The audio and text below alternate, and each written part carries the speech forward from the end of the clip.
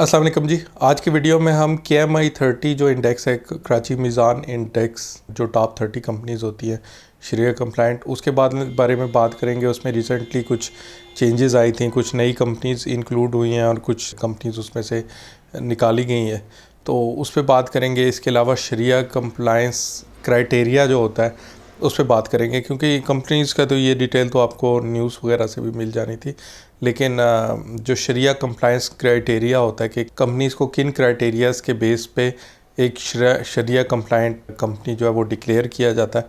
तो उस पर बात करेंगे। इसके अलावा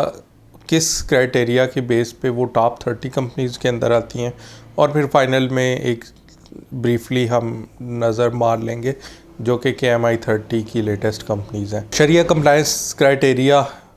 में जाने से पहले सबसे पहले हम देख लेते हैं कि अभी जो रिसेंटली चेंजेस हुई हैं, किन किन कंपनीज़ को शरिया कंप्लायंस से या KMI30 से जो है वो निकाला गया और किन किन कंपनीज़ को KMI30 इंडेक्स के अंदर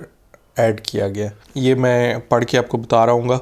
सबसे पहले सुई सदर्न गैस कंपनी लिमिटेड जो है उसको ऐड किया गया है। इसके अलावा फौजी फर्टिलाइज़र कंपनी, ये काफ़ी अरसे से काम कर रहे थे वापस शरिया कंप्लायंट क्राइटेरिया में आने की, क्योंकि वे किसी वजह से इनका कैश जो है वह थोड़ा सा ज़्यादा हो गया था, जिसकी वजह से ये शरिया कंप्लायंस जो ग्रुप था उसमें से निकाल दिया गया था इनको। तो फौजी फर्टिलाइज़र कंपनी भी वापस आ चुकी है। ग्लेक्सोस्मिथक्लाइन,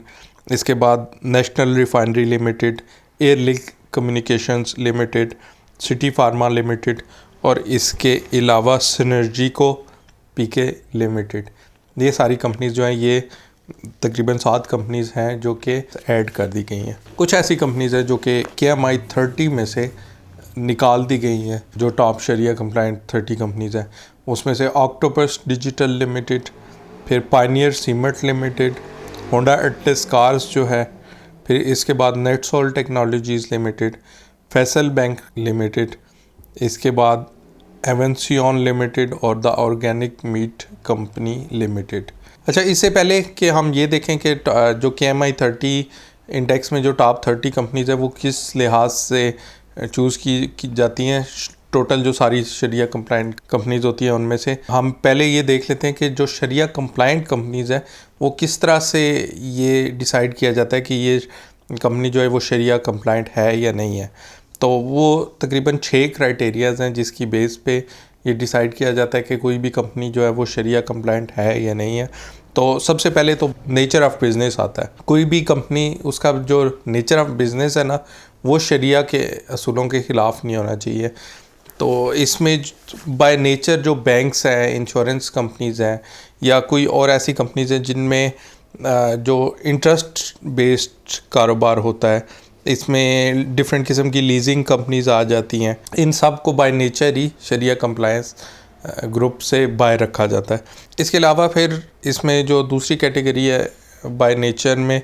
कोई ऐसी कंपनीज जो लिकर, शराब वगैरह उसकी सेल करते हैं, फिर उसके बाद हराम मीट जो है, जो प्रॉपर ज़बा किया हुआ ना मीट हो, उसकी सेल करते हैं, या फिर गैम्बलिंग वगैरह में डील करते हैं। इस तरह की कंपनीज़ को भी बाय नेचर दायरा शरिया कंप्लायंट कंपनीज से बाय रखा जाता है। फिर इसके बाद एथिकल बेसिस पे भी कोई भी टोबैको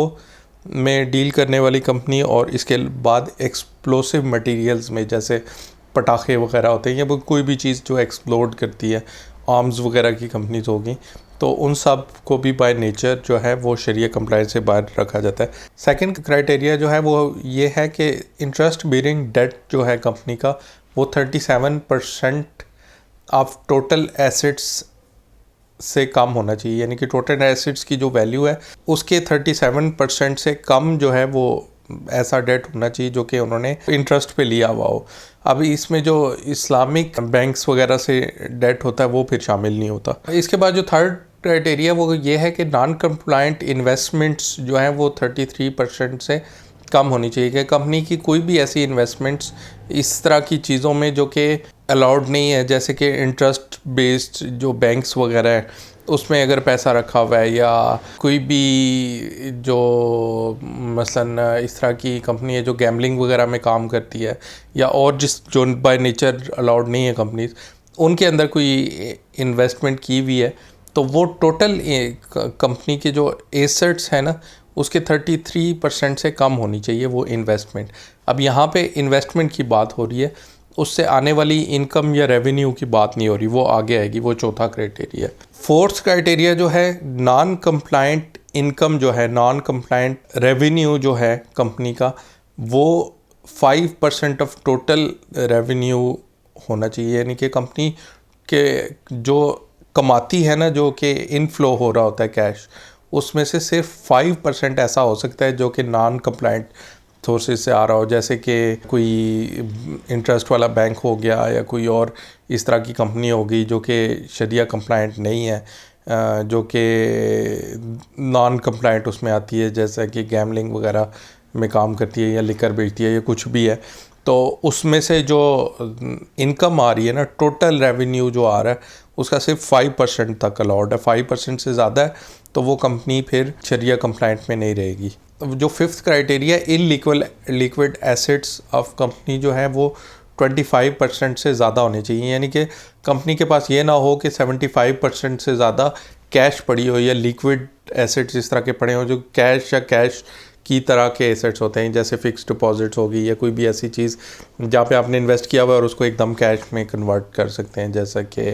फ़िक्स्ड इनकम में कोई म्यूचुअल फंड्स वगैरह इस तरह के हो गए जो कि फ़िक्स्ड इनकम के म्यूचुअल फंड्स हैं, कैश की तरह के एसेट्स। तो उसके अलावा जो एसेट्स हैं ना, वो 25% से ज़्यादा होने चाहिए, जो सॉलिड एसेट्स होते हैं कैश के अलावा। इसके अलावा जो सिक्स क्राइटेरिया है कि कंपनी के जो नेट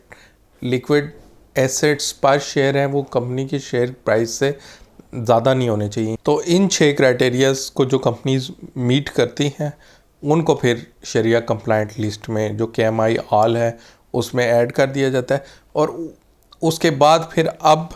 थर्ड हम देख लेते हैं कि कौन सी कंपनीज ऐसी हैं जिनको KMI 30 में ऐड किया जाता है। तो उसमें से टॉप 30 कंपनीज कैपिटलाइजेशन के लिहाज से, लेकिन ये ओवरऑल कैपिटलाइजेशन नहीं है, ये है फ्री फ्लोट कैपिटलाइजेशन। यानी कि एक कोई भी कंपनी है उसके कुछ फ्री फ्लोट शेयर्स होते हैं और कुछ शेयर्स ऐसे होते हैं जो कि प्राइवेट ओनर्स के पास होते हैं, जैसे कि फाउंडर्स के पास होते हैं या उन्होंने कुछ और कंपनीज़ को सेल किए हुए होते हैं, जो कि फ्री फ्लोट नहीं होते, जो कि स्टॉक मार्केट पे ट्रेड नहीं हो रहे होते, कोई आम बंदा उसको परचेज़ नहीं कर सकता। तो जो सिर्फ फ्री फ्लोट पोर्शन है ना, उसकी जो कैपिटलाइजेशन बनती है उसके लिहाज से जो टॉप 30 कंपनीज होती हैं शरिया कंप्लायंट, उनको KMI 30 में ऐड कर दिया जाता है। इसकी एग्जांपल आप ऐसे ले सकते हैं कि एक कंपनी है जिसकी टोटल जो कैपिटलाइजेशन है, जो टोटल वर्थ है वो 100 बिलियन है, लेकिन उसके जो फ्री फ्लोट शेयर्स हैं वो सिर्फ 15% है, तो उसकी जो फ्री फ्लोट कैपिटलाइजेशन बनेगी वो 15 बिलियन बनेगी। इसी तरह एक और कंपनी है जिसकी टोटल वर्थ 60 बिलियन है, लेकिन उसके जो फ्री फ्लोट शेयर्स हैं वो 50% है, तो उसकी जो फ्री फ्लोट कैपिटलाइजेशन है वो फिर 60 का आधा यानी कि 30 बिलियन बनेगी, तो वो उससे काफ़ी ऊपर आ जाएगी। तो हो सकता है 15 बिलियन वाली जो जिसकी टोटल कैपिटलाइजेशन 100 बिलियन थी, लेकिन उसकी फ्री फ्लोट कैपिटलाइजेशन क्योंकि सिर्फ 15 बिलियन थी तो वो KMI 30 में ना आए, और वो वाली जिसकी टोटल कैपिटलाइजेशन 60% थी लेकिन उसके फ्री फ्लोट शेयर्स की परसेंटेज ज़्यादा थी 50%, तो वो जो है KMI 30 के अंदर आ जाए। तो इसमें आपने सिर्फ फ्री फ्लोट शेयर्स की कैपिटलाइजेशन जो है वो देखनी है। KMI ऑल में से वो वाली कंपनीज जिनकी फ्री फ्लोट कैपिटलाइजेशन जो है वो टॉप की जो 30 कंपनीज होती हैं उसके लिहाज से वो KMI 30 के अंदर ऐड कर दी जाती है। अच्छा, फाइनली ये 30 कंपनीज हैं, कुछ आपको ये लिस्ट स्क्रीन पे नज़र आ रही होगी, तो ये आप इसको रोक के भी देख सकते हैं। तो ये टॉप जो 30 कंपनीज हैं इस टाइम पे, लेटेस्ट नोटिफिकेशन जो कि अभी रिसेंटली जारी किया PSX ने, के मुताबिक ये वाली 30 कंपनीज जो हैं वो KMI 30 इंडेक्स के अंदर आती हैं। इस चैनल पे मैं पाकिस्तान स्टॉक एक्सचेंज के बारे में, म्यूचुअल फंड्स के बारे में और पर्सनल फाइनेंस के बारे में वीडियोस बनाता रहता हूँ। अगर आप भी इंटरेस्टेड हों तो इस चैनल को सब्सक्राइब कर लें, वीडियो अच्छी लगी हो तो लाइक का बटन प्रेस कर दें। मिलते हैं अगली वीडियो में इंशाल्लाह।